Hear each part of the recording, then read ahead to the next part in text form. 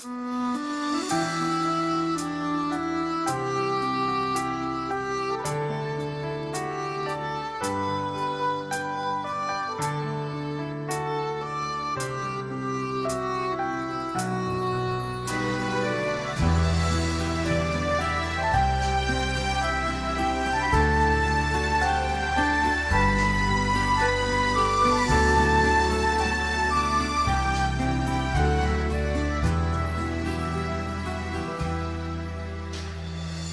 cố gắng chẳng nghĩ về em, cho anh thôi cô đơn trong lòng, mà sao lại mơ nhiều hơn, thấy bóng dáng em mỗi đêm về. Đã cố gắng chẳng nghĩ gì thêm, sao chân anh cứ mãi đi tìm về nơi mà ta thường qua, đã có những yêu dấu nhạt nhòa. Dù anh biết tất cả đã mãi xa rồi, chỉ có những ký ức ở lại, nhưng dường như anh hoài chưa quên, và dường như đâu đâu anh cũng thấy em. Giọt nước mắt cứ mãi rơi xuống không ngừng, cho anh thêm còn cao nỗi nhớ.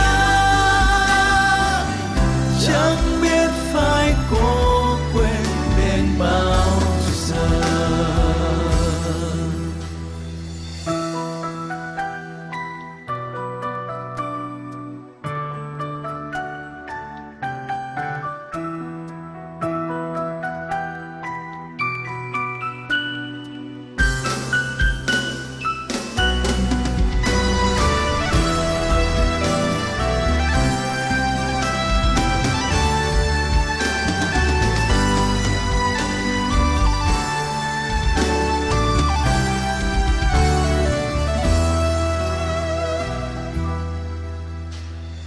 Đã cố gắng chẳng muốn gọi tên nữa, thế nhưng sao tim không thể nào xóa hết, và đôi lần anh lại quên, tưởng như kế bên vẫn còn em. Đã có lúc bỗng thấy thoáng qua, thế nhưng xung quanh ai cũng xa lạ, và anh lại thêm ngẩn ngơ, thấy ai đó cứ nghĩ là em.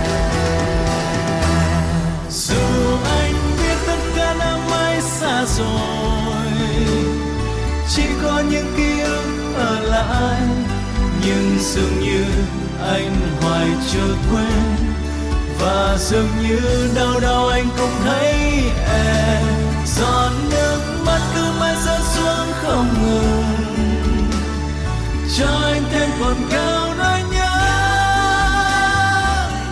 Chẳng biết phải cố quên đến bao giờ.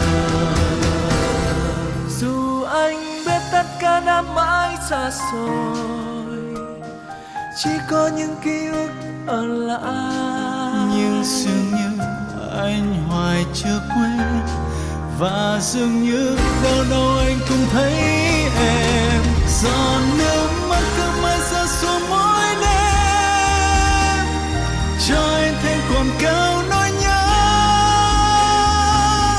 chẳng biết phải cố quên đến bao giờ.